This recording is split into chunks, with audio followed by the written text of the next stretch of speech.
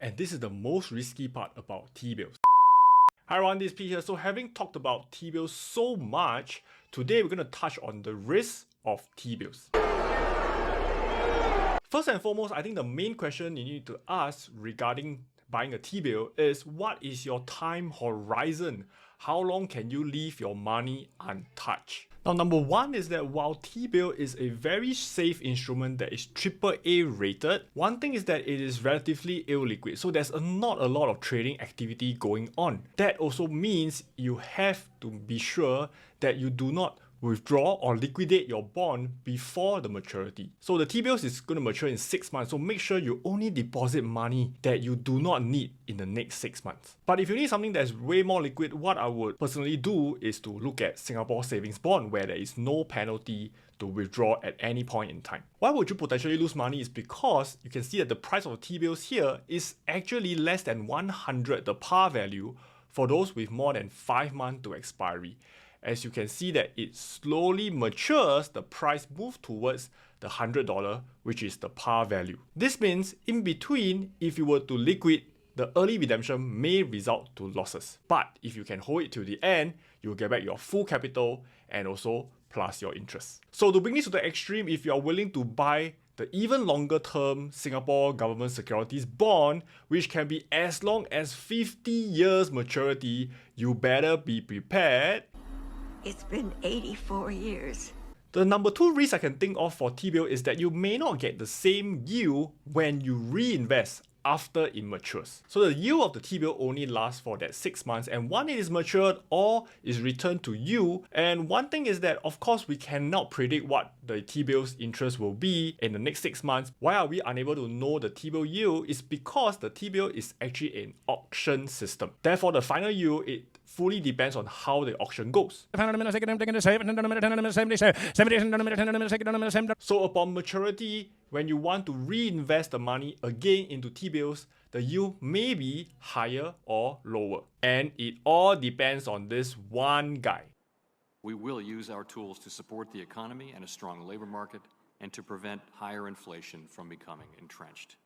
Number three, I think one of the risks for T-bill is that for those of you who are used to investing in Singapore savings bond, you may have this bad habit of over applying. Now, it makes sense for Singapore savings bond. Why? Because in my last video, I talked about me applying for 30k of SSB and only getting an allocation of $13,000. But for T-bill, it is very likely that you will get the full allocation you asked for. So please do not over apply.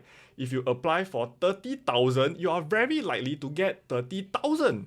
My mother always said, be careful what you wish for, because you'll get it. So what are the potential solutions here to overcome some of these problems?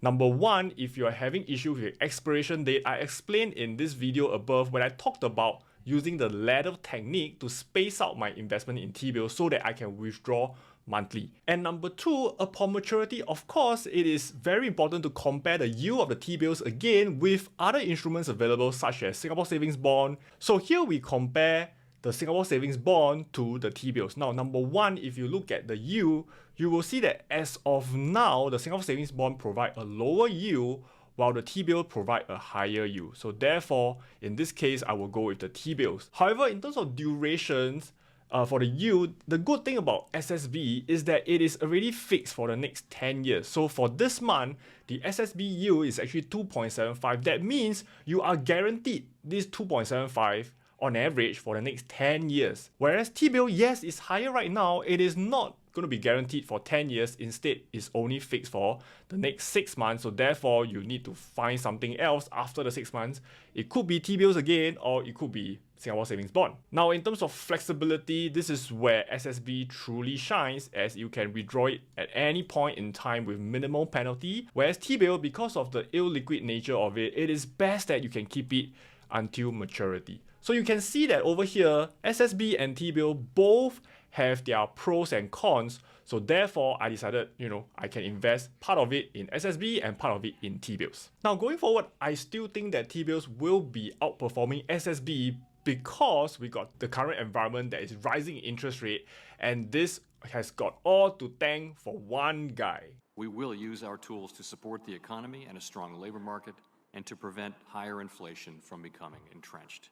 So some of you are asking me, hey Pete, T-bill seems like a good instrument, but it has its own downside as well. So how should I consider it? Now, once again, whatever I say here is not financial advice, purely me sharing my opinions, and you can take for what it's worth, but remember, always seek your own advice first. So number one, I would consider for payments that are really expected to happen after 6 months. Let's say, for example, I just bought a house and I know that my house full down payment is going to only be tapped on 6 months later for some reason, then of course I think it's pretty okay you can put into T-bills knowing that you only need to touch this money 6 months later on. So rather than put in the bank where you earn nothing, you earn at least some yield over here. Another type could be any form of expenses that you are going to spend already, but you know that it's not here yet and you're just saving up for it.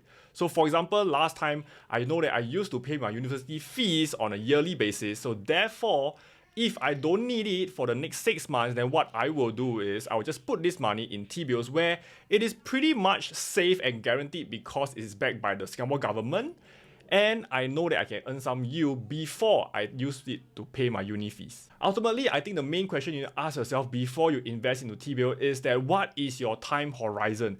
Can you put in the money and leave it untouched until it matures? If that is a yes, I think most likely the situation you are in may be suitable for T-bills, but once again, do consider your own environment and make sure you're not overly committed and run into liquidity issues within the 6 months or before the maturity date. So that's all I have to share with you guys regarding T-bills. I think 3 videos is more than enough. If you want to find out the rest of the videos, I'll put a link down below or you can refer them over here. And I hope this is useful. If you like the content here, do like and subscribe, and I'll see you guys next time. Bye bye!